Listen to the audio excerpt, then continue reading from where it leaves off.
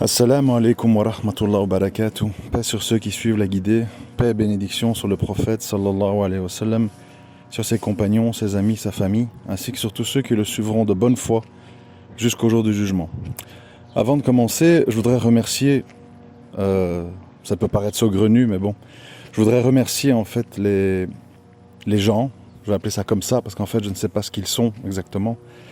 Je voudrais remercier les gens en fait qui m'ont sali en public, en exposant des choses de ma vie privée, parfois vraies, à moitié vraies ou totalement fausses, puisque c'est propre à des gens du mal de mélanger les choses afin de faire passer certaines choses comme des vérités. Je voudrais les remercier, pourquoi ? Je veux dire, au-delà de l'aspect hasanat et tout ça, il y a aussi le fait qu'ils m'inspirent l'audio d'aujourd'hui, que je n'aurais peut-être pas fait s'ils n'auraient pas fait ça. Donc, alhamdulillah, finalement, c'est un bienfait. Aujourd'hui, j'ai intitulé cet audio l'audio du repentir, parce que, étant donné que je suis quelqu'un de public, et qui a dit des choses en public, c'est normal que je m'en excuse en public. Ça me paraît logique. Et également, j'aimerais me repentir plutôt ici-bas, vis-à-vis des gens que je vais désigner, plutôt que dans l'au-delà. Donc, voilà. Moi, j'ai jamais eu de tabou, j'ai jamais eu de... Peut-être pas assez, malheureusement, parce qu'il en faut un petit peu dans la vie quand même, surtout quand ça concerne d'autres personnes.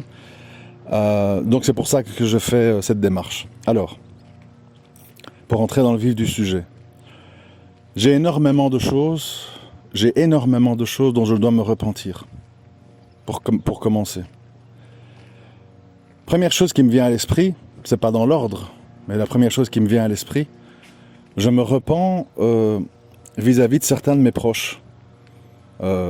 Mes enfants, mon épouse, etc., dont parfois, sous l'effet de la colère, sous l'effet de la déception, j'ai pu être amené à dire des choses qui ne devaient pas être dites, qui devaient rester dans le cercle de la vie privée.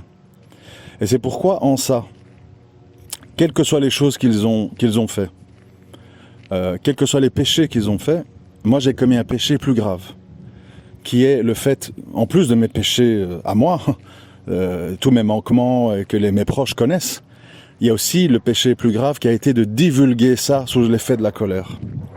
Quand je dis effet de la colère, c'est pas une excuse, c'est que c'est la réalité. Malheureusement, et qu'Allah me soigne, qu'Allah m'améliore, je fais partie des gens, quand ils sont pris dans leurs émotions, qu'ils ont tendance à aller vouloir les extérioriser. Ce qui est un problème, surtout quand on commence à parler d'autres gens. Donc, la première personne à qui je m'adresse ici, ce sont mes proches. Et je leur demande devant Allah pardon pour mon injustice, pardon d'avoir outrepassé les limites, et pardon de ne pas justement avoir commis plutôt un acte de tawhid qui aurait été de me plaindre de ma situation auprès d'Allah, seulement auprès de lui, et pas auprès des humains, de toutes sortes de gens dont malheureusement il y a toujours des gens qui sont mal intentionnés, qui récupèrent les choses pour vous servir, s'en servir pour vous discréditer. Donc voilà, je demande sincèrement pardon parce qu'en aucun cas, vous savez, on fait tous des péchés. Il faut savoir ça. Quand on dit un tel il a fait ça, par exemple si je dis mon fils il a fait ça, ma belle-fille elle a fait ça, ma femme elle a fait ci, elle a fait ça. Oui, on fait tous des péchés. Et ce qu'Allah nous demande, c'est de nous repentir. Et croyez-moi bien que je suis le premier à faire des péchés, dont celui dont je viens de parler, qui est d'exposer parfois des gens et des actes dont je n'avais pas à exposer les choses en public. Et je demande sincèrement pardon à ces personnes devant tout le monde, puisque vous êtes là à écouter, et devant Allah. Ensuite, qu'est-ce qui me vient aussi à l'esprit ? Je demande pardon, je me repens de mettre dans ma vie rapprochée de beaucoup de gens des émotions, au profit en fait de gens qui ont été malheureusement souvent diabolisés ou désignés comme sectaires ou problématiques, les gens plutôt de science, de raison et surtout d'unicité. Parce qu'on l'oublie trop souvent, et j'essaye d'insister là-dessus dans mes audios, le seul péché qu'Allah ne pardonnera pas, c'est le shirk. Ça veut dire que toute personne, quelle que soit son apparence, son groupe, tout ce que vous voulez, qui vous amène par le terrain émotionnel à faire du shirk. Et je vous rappelle que la première idole dont on oublie toujours de parler, On pense au statut, on pense au gouverneur. La première idole de laquelle il faut se méfier, c'est l'idole de notre propre personne. Combien de gens prennent leur propre personne en divinité, en pensant qu'ils ne font jamais d'erreur, jamais de péché. Et quand on leur dit « t'as fait une erreur », ils s'enorgueillissent. Et ils se braquent, et ils vous bloquent, et ils vous diabolisent, et ils vous traînent dans la boue. Tout ça pour pas admettre parfois qu'ils se sont pris pour leur propre divinité et qu'ils n'écoutent rien ni personne. Donc, c'est vrai que je me repens que durant ma vie, j'ai été amené souvent à fréquenter, à donner de l'importance à des gens qui étaient dans les émotions, qui étaient dans la divinisation de leur propre personne, qui étaient dans l'idée qu'on résout tout par des cris, par de la violence, par des scandales, etc., etc. Et cette situation n'aurait pas pu avoir lieu si j'aurais mieux compris et mieux valorisé et plus étudié notre attestation de foi. Malheureusement, comme beaucoup de monde, on rentre dans l'islam avec notre caractère, notre passé, nos passions, nos blessures, nos ressentiments, et on adhère à un courant qui est le plus proche de ça. C'est pas une démarche religieuse, c'est pas une démarche correcte. À un moment donné, il faut pouvoir se remettre en question et se dire, est-ce que c'est à ça que l'islam appelle? Est-ce que c'est ça que Allah attend de moi? Il faut avoir le courage de ça. Et surtout, quand on voit qu'un chemin mène à des impasses, mène à des tragédies, mène à des violences aveugles, mène à des veuves, des orphelins, des gens qui apostasient de l'islam parce qu'ils ont vécu des injustices, etc., etc., on doit se remettre en question. Et donc, plutôt que de sombrer dans la violence et dans les ressentiments, on doit se dire, qu'est-ce qui fait qu'on en est arrivé là? Allah, il s'est interdit l'injustice. Alors, qu'est-ce qui fait qu'on en est là?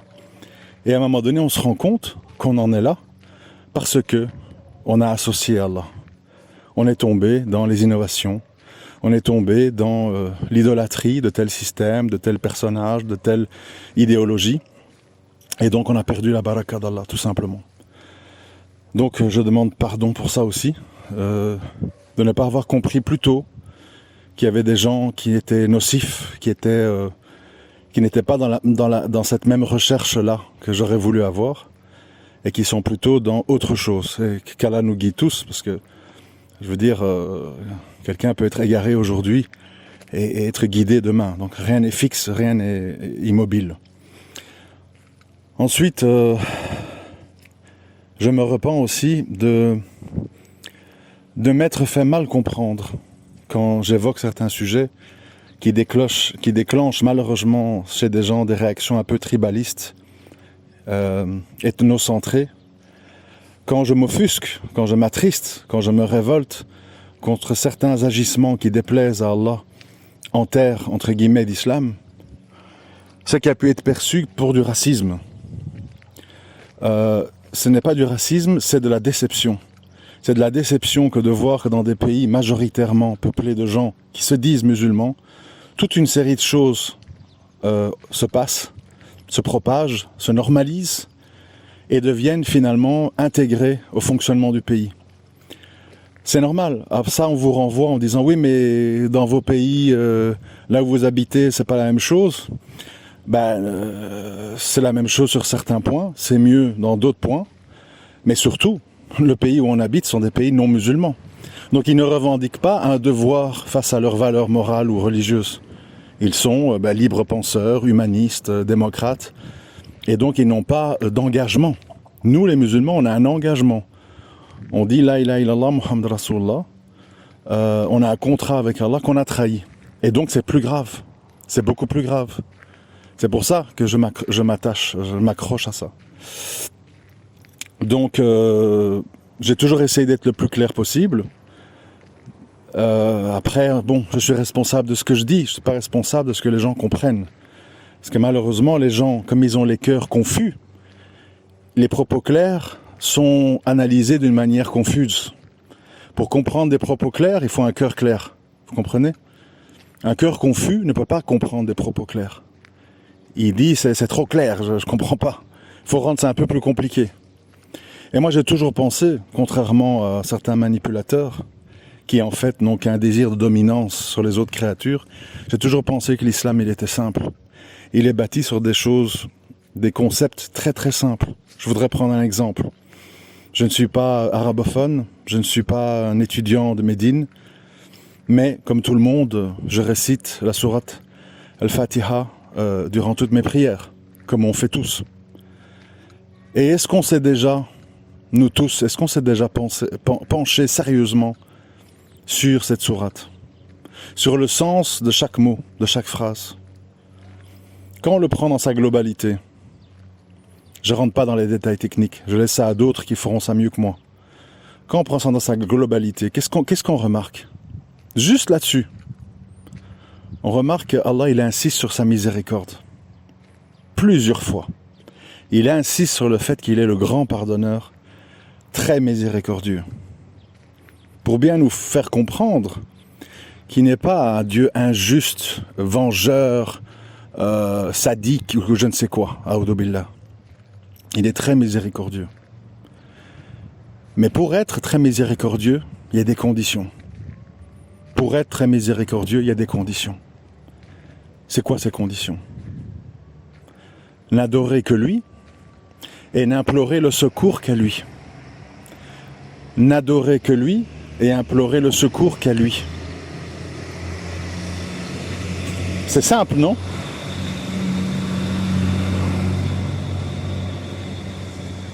Et il nous rappelle qu'il est le maître du jour du jugement. Il nous dit un jour, vous serez jugés, et je serai le maître de ce jour, parce que je suis le Seigneur de l'univers. Et si cette miséricorde, on veut en bénéficier, il faut n'adorer que lui et n'implorer le secours qu'à lui. Et pour nous aider, qu'est-ce qu'il dit en plus? Il dit qu'on doit demander la guider pour rester sur le droit chemin. C'est-à-dire qu'il faut implorer Allah qu'il nous guide. Il nous dit comment faire. Vraiment, il est très compatissant avec nous. Il nous donne le chemin. On doit demander à Allah qu'il nous montre la guidée. Et puis il précise, non pas ceux qui ont encouru sa colère, qui sont les égarés, et ceux qui ont encouru sa colère, en désignant tous ceux qui ressemblent à des juifs ou des chrétiens. Ça veut dire vraiment on a un manuel en quelques lignes de tout.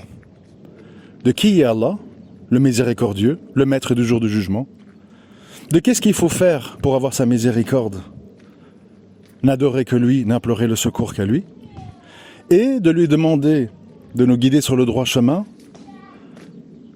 qui n'est pas celui des égarés de ceux qui ont encouru sa colère. Les égarés étant les chrétiens ou ceux qui leur ressemblent, parce que quand on voit certaines sectes chiites, ils ressemblent beaucoup aux chrétiens, c'est-à-dire par égarement, par excès, dire Jésus est le Fils de Dieu et Sainte Marie et je prie Marie et au nom du Père, du Fils et du Saint-Esprit, etc. Les exagérateurs dans l'égarement, qui ont exagéré et qui ont associé Allah. Et de l'autre côté, ceux qui ont encouru sa colère, c'est-à-dire des gens qui ont compris, qui ont su, qui ont compris, ils ne sont pas égarés, ils ont compris, ils ont su, mais ils ont décidé de désobéir. Ceux-là où ils ont encouru la colère. Donc, quel est le message pour nous? Le message final qu'il nous dit. Si nous lui associons, si nous innovons, si nous exagérons dans le laxisme ou dans l'extrémisme, et si nous désobéissons en ayant compris, d'où le fait qu'on dit attention le jour du jugement pour les savants, parce qu'ils ont compris. Si on désobéit alors qu'on a compris, on encourra la colère d'Allah. Donc Allah il nous donne dans la sourate Al-Fatiha une feuille de route parfaitement claire. Parfaitement claire. Qui, au final, résume le tout. Si on pèse le poids de chaque mot, si on pèse le poids du sens de chaque phrase, et pas qu'on fait semblant, on répète, comme je vois les gens, ils apprennent par cœur, et ils s'imbibent pas, ils s'imprègnent pas, ils n'ont pas bien compris de quoi on parle. C'est un appel à l'unicité. C'est un appel à l'unicité pour bénéficier de sa miséricorde le jour du jugement. Parce que ça sera lui le maître ce jour-là. C'est très simple, c'est l'école maternelle.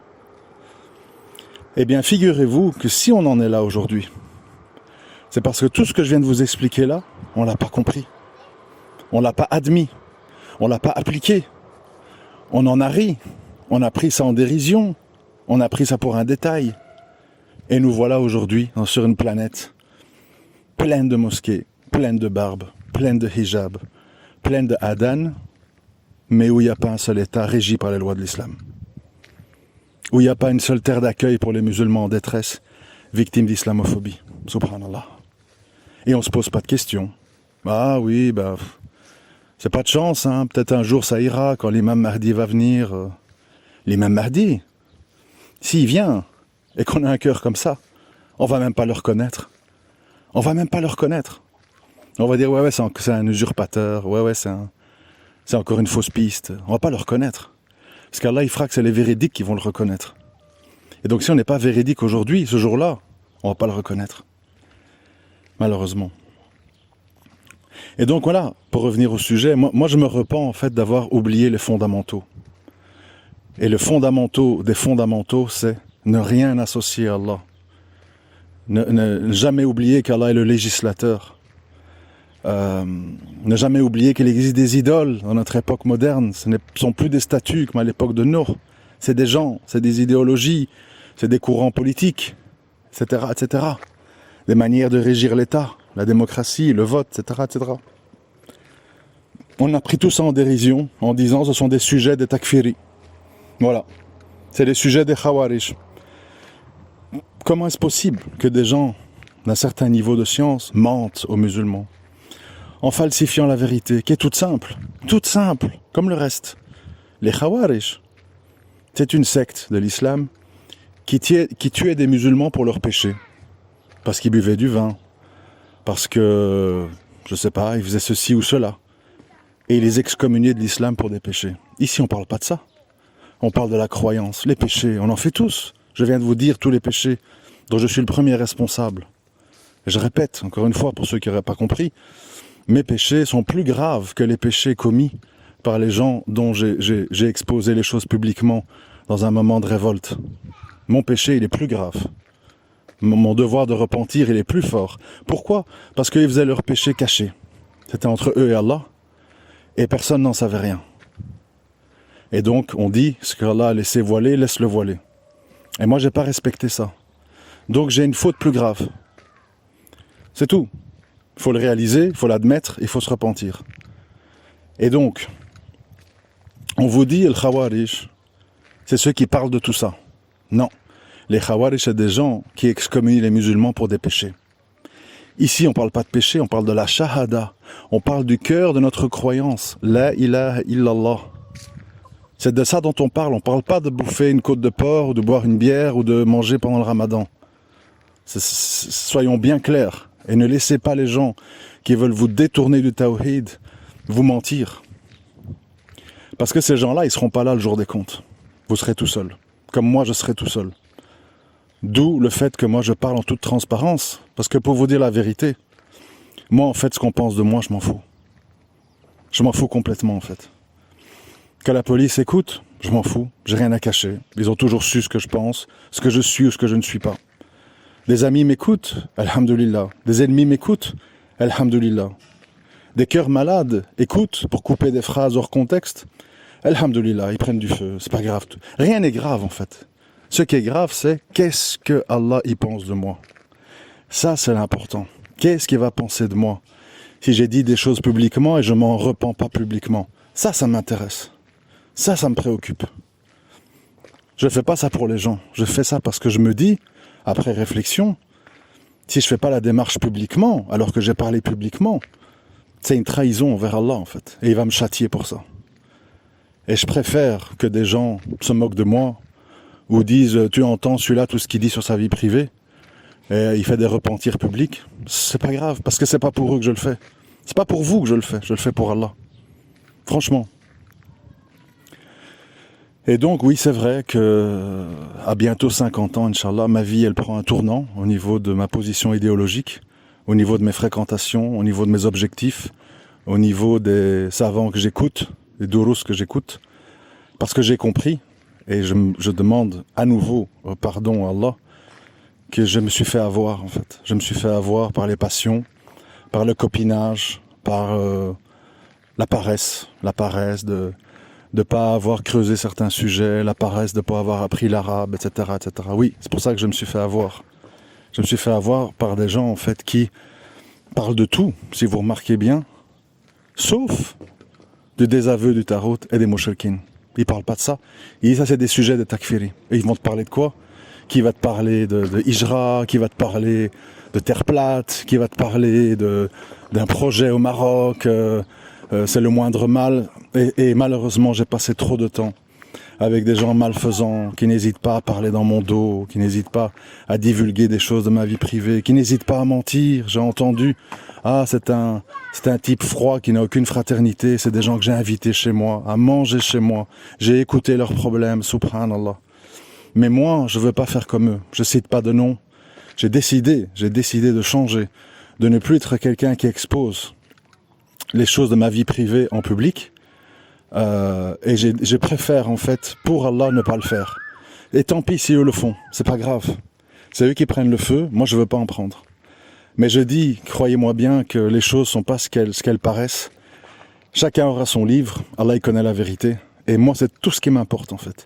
Comme je l'ai écrit sur mon Twitter, je n'appartiens à aucun groupe, je n'appartiens à aucun pays, je n'adore aucune divinité en dehors d'Allah, je suis juste un musulman.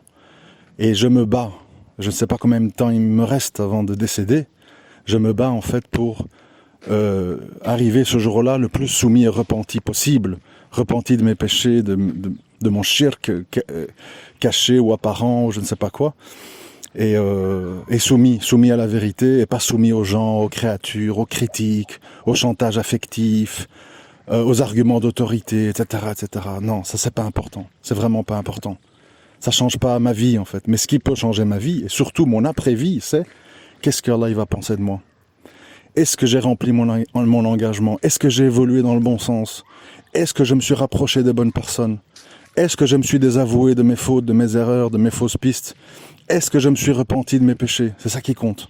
C'est tout ce qui compte. Et c'est tout ce qui devrait compter pour vous aussi. Donc, à un moment donné, ce que j'ai envie de vous dire, laissez de côté les étiquettes qu'on met sur les gens. Ah, il est converti. Ah, c'est un takfiri. Ah, lui, il est ceci. Ah, lui, il est cela. Écoutez les discours. Lisez le Coran et voyez quelle personne dans son discours vous rappelle le plus le Coran. Et qui vous semble confus, bizarre, mystérieux, alambiqué, pas clair. Et c'est comme ça que vous connaîtrez. Connais la vérité, tu reconnaîtras la véridique. Connais la vérité, étudie la vérité, et tu reconnaîtras les véridiques. C'est tout. C'est tout, c'est aussi simple que ça.